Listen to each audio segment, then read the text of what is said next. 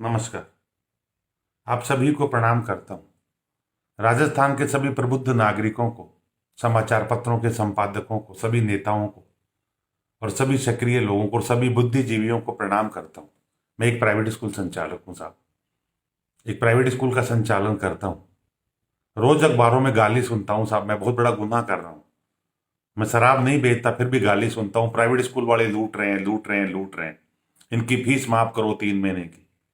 साहब मैं इतना सा कहना चाहूंगा, हो सकता है कुछ प्राइवेट स्कूल वाले हों, कुछ जिनकी फीस 50-60 हज़ार से ऊपर हो, जिनमें हो सकता है साहब आपके बच्चे पढ़ते हो, एमएलए साहब के पढ़ते हो, मंत्री जी के पढ़ते हो, कलेक्टर साहब के, आईएएस अफसरों के, नेताओं के, जजों के, समाचार पत्र के संपादकों के, पत्रकारों के। हो सकता है साहब वहां लूट रहे हो, तो साहब उनका नाम छापो ना। उन लूटने वालों का नाम तो छापो, पर सबको तो मत बदनाम करो साहब।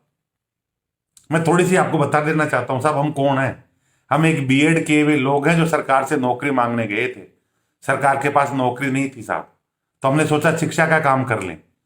तो जब गए तो मालूम चला एक आदमी तो स्कूल नहीं खोल सकता, एक समिति बनानी पड़ती है, फिर उसको रजिस्टर्ड करना पड़ता है, न लाभ न हानि लिखना पड़ता है। पर साहब धोखा देखिए वहां, वो समिति ये नहीं कहती पैसा कहां से लाएगा। फिर हम साहब इधर उधर से कर्जा करते हैं, उधार करते हैं। कानून में तो कोई सुविधा ही नहीं है साहब। उद्योग को, व्यापार को, दारू की दुकान खोलने वाले को लोन मिलने की सुविधा है, पर साहब हम स्कूल वालों को कोई सुविधा नहीं है। हम खुद ही जमीन लेते हैं साहब, ये जमीन भी हम ही खरीदते हैं, या फिर अपने घर में स्कूल खोल लेते हैं नीचे और 2 कमरे में ऊपर रह लेते हैं। कानून में तो कोई प्रावधान नहीं था। हम बिजली का कॉमर्शियल बिल देते हैं, हाउस टैक्स देते हैं साहब। फिर जमीन का हमें कन्वर्जन कराना पड़ता है साहब। फिर 10 से 12 लाख रुपए दे के मान्यता लेते हैं साहब। अब कहां से लेंगे साहब? ये खर्चा कहीं से तो निकलेगा ही ना। सरकार हमसे शर्तें भरवा लेती है साहब।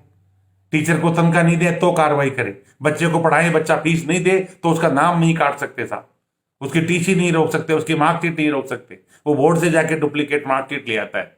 और मजे की बात लो साहब, अगर बोर्ड में हम 500 रुपये फीस जमा नहीं करें तो बोर्ड एग्जाम नहीं लेता। सरकार की मान्यता की फीस हम 1 घंटा लेट दे दें तो डबल लगती है साहब। और हमें फीस अगर 12 महीने के 12 साल नहीं मिले तो कोई इलाज नहीं है साहब। इतने करके घर घर चलाते हैं साहब। एक छोटे छोटा स्कूल संचालक होता है ना साहब, उसके यहाँ भी 20 लोगों के घर पड़ते हैं। टीचर से लेके, बाईजी से लेके, गार्ड से लेके, ऑटो वाला भी हमारे भरोसे खाता साहब। कुछ लोग हमारे स्कूल के बाहर परचूनी की दुकान खोल लेते हैं, बीड़ी बिस्कुट बेच के अपने बच्चों का और अपने घर का पेट पालते हैं साहब। हम क्या गुनाह कर रहे हैं साहब? हम राजस्थान के 91 लाख बच्चों को पढ़ा रहे हैं। सही पूछो तो हम आपका बहुत बड़ा भला कर रहे हैं साहब। अभी राजस्थान सरकार के पास 60-70 लाख बच्चे पढ़ रहे हैं, उनकी 42,000 करोड़ बजट है। ये 91 लाख बच्चे भी सरकारी स्कूल में पढ़े तो कितना बजट हो आप सोच सकते हो क्या साहब? इतना बजट है हमारी सरकार के पास, इतनी बिल्डिंग है। हमारे जो 60 लाख बच्चे पढ़ रहे हैं उनको हम सुविधाएं दे पाए हैं? नहीं दे पाए। मैं मानता हूं सरकार की मजबूरी है। तो साहब फिर आप कैसे कह रहे हो? और फिर माफ कैसे कराना चाहते हो साहब? उस टीचर की तनख्वाह माफ कर दें क्या? अच्छा माफ कर भी देंगे साहब आपके कहने से, फिर उसका परिवार क्या खाएगा? उस भाई जी का परिवार क्या खाएगा? इस बिल्डिंग का किराया नहीं लगेगा साहब 3 महीने का। आपकी बिल्डिंग होती है, आप किराया मुफ्त में दे देते साहब। इसे किराया देना पड़ेगा साहब, बिजली का बिल देना पड़ेगा, जो लोन ले रखे उनकी किस्तें देनी पड़ेगी। हाँ साहब आपको ये लगता है 4 बसें खड़ी है, पर वो 4 बसें किस्तों में है साहब। और ज्यादातर के आप उठा के देख लेना फाइनेंस कंपनियों से, ज्यादातर स्कूल वालों की बसें की किस्तें बाउंस होती है, हम डबल डबल चुकाते हैं। और वो क्यों होती है साहब? क्योंकि हमारे पेरेंट्स गरीब होते हैं, उनके पास पैसा नहीं होता। वो जब आके हाथ जोड़ के निवेदन करता है ना, वो आपकी तरह माफ कराने नहीं जाता था, न अखबार में लेटर लिखता। वो आके हाथ जोड़ के कहता है गुरुजी इस बार बिटिया की शादी है, मैं 2 साल तक फीस नहीं दूंगा। अरे बाबा कुछ तो दो कि माफी जाऊंगा नहीं। गुरुजी इस बार फसल खराब हो गई, मैं नहीं दे पाऊंगा। सर मैं छोटी सी नौकरी करता हूं, मुझे तनख्वाह नहीं मिली, मैं नहीं दे पाऊंगा।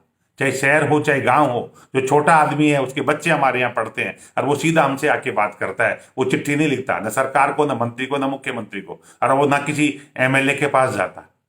ये तो कुछ लोग हैं साहब आप, जो बड़े बड़े स्कूलों में बच्चे पढ़ाते हो अपने उसके लिए, ईगो सेटिस्फाई करने के लिए, अपना आपका स्टेटस दिखाने के लिए बड़े स्कूलों में बच्चे पढ़ाते हो, और फिर फीस माफी की बात करते हो साहब। मत पढ़ाओ ना उनके, हमारे भेजो। मेरा नाम नोट करो साहब, अनिल सर, मैं जयपुर से हूं, मानसरोवर से। आप मेरे पढ़ाओ ना, आप 6 महीने बाद दे देना और उनकी आधी दे देना, और उनसे अच्छा बच्चा नहीं पढ़ाऊं तो बताना। लेकिन नहीं साहब, आपको तो नाम चाहिए ना। तो साहब फिर नाम है तो पैसे दो साहब, मैं क्या कर सकता हूँ इसमें? आप क्यों माफ कराते हो? और अपने स्कूल का नाम लिखो साहब, सबकी माफ मत करो। आप अगली बार से आप मांग करो अपने स्कूल का, मैं फला स्कूल मेरा बच्चा पढ़ता है, उसकी फीस माफ की जाए। सब जानू साहब आपकी हिम्मत। चाहे आप पत्रकार हो और चाहे आप नेता हो। आप पार्षद बनना चाहते हो साहब हैं, और झूठी वाई वाई लूटने के लिए हमारे गले पे तलवार चलाना चाहते हो। आप एमएलए बनना चाहते हो, बनो ना साहब। हमारे गले पे तलवार चला के क्यों बनना चाहते हो? हमारे बच्चों का पेट क्यों काटना चाहते हो आप ये तो सोचो। हमारे भी परिवार है, हम भी कर्जा चुकाना है।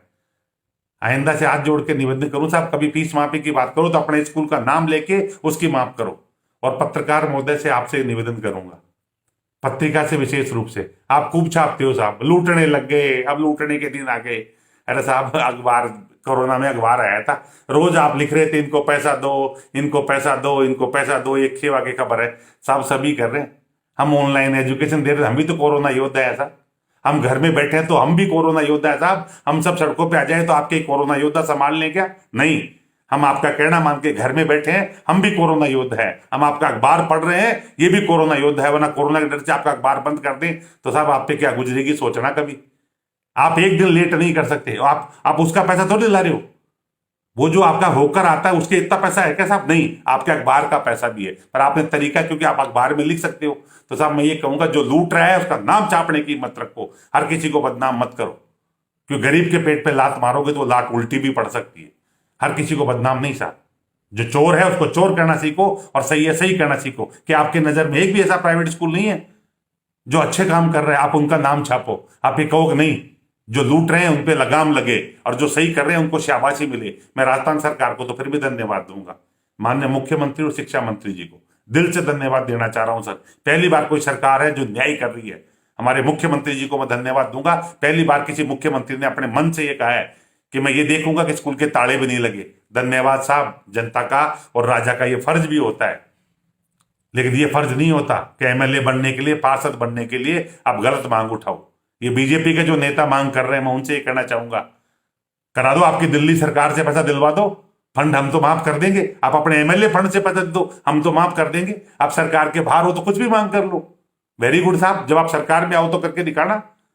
ऐसा नहीं चलेगा साहब। आप चाहे बीजेपी के हो चाहे कांग्रेस के हो, हमारे लिए आप पूजनीय हो, पर गलत नहीं साहब, गलत नहीं। जय हिंद, जय भारत।